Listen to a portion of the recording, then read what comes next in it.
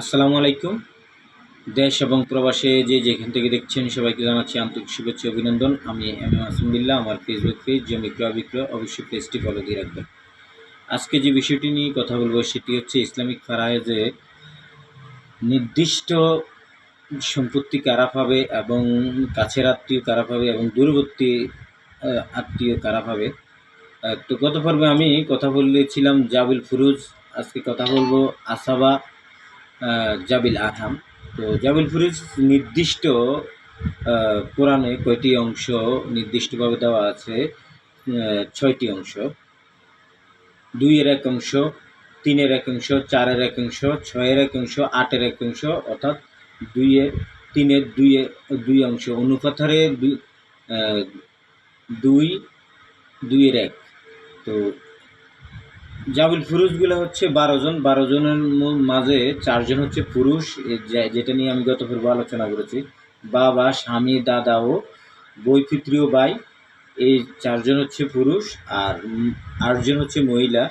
মা, মেয়ে, স্ত্রী, পুত্রী অর্থাৎ নাতনি, আপন বোন, বৈমাত্রীয় বোন অর্থাৎ সৎ বোন, বৈপিত্রীয় বোন। তো এই আর নানি ও দাদি, এই 8 জন হচ্ছে মহিলা। এটা হচ্ছে জাবিল ফুরুজ নির্দিষ্ট, যারা অংশ পাবে, বঞ্চিত হওয়ার কোনো সুযোগ নেই। তো আসাবা হচ্ছে কাছের আত্মীয়, আর জাবিল আরহাম হচ্ছে দূরবর্তী আত্মীয়। তো এই 12 জন নির্দিষ্টর বাইরে যে সম্পত্তি অবশিষ্ট থাকে ওইটা নিয়ে আমি আলোচনা করব। অবশিষ্ট ভোগী হলেন সেই সব আত্মীয় যারা নির্ধারিত অংশীদারীদের, যাদের কোরআনের অংশ নির্দিষ্ট করা আছে। অংশ দেওয়ার পরে অবশিষ্ট সম্পত্তির পুরাটাই বা তার অংশ লাভ করেন। নির্দিষ্ট কোনো অংশীদার না থাকলে, অর্থাৎ সম্পত্তিতে নির্দিষ্ট কোনো অংশীদার না থাকলে তারা সম্পূর্ণ সম্পত্তি মালিকানা হন। সম্পত্তিতে আসাবা কারা? এই আসাবা 3 ধরনের। একটা হচ্ছে আসাবা ফি নাফসি বা সরাসরি অবশিষ্টভোগী। 2 নম্বরে হচ্ছে আসাবা বে গাইরিহি অর্থাৎ অন্যের সাথে অবশিষ্টভোগী। 3 নম্বরে হচ্ছে আসাবা মা গাইরিহি বা অন্যের কারণে অবশিষ্টভোগী।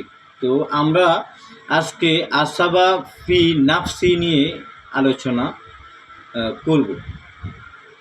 সম্পত্তিতে আসলে আসাবা কারা? সাধারণত মূলত মৃত ব্যক্তির পুরুষ বংশধর এবং রক্তের আত্মীয়রাই আসাবা হয়ে থাকেন। আসাবারা মূলত 3 প্রকার। আসাবা ফি নাফসি অর্থাৎ নিজস্ব অধিকারে আসাবা।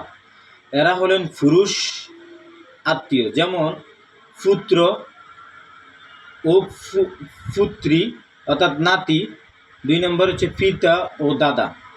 3 নম্বর হচ্ছে সহোদর ভাই, একই পিতা মাতার সন্তান ও বৈমাত্রিক ভাই, শুধুমাত্র একই পিতা অর্থাৎ মা ভিন্ন ভিন্ন, পিতা এক।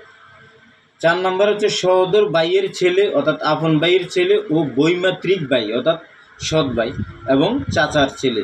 এরাই হচ্ছে আসাবা ফি নাফসি। এরা কাছের আত্মীয়, পুরুষ। তো আজকে এই পর্যন্তই আলোচনা করলাম আসাবা ফি নাফসি নিয়ে।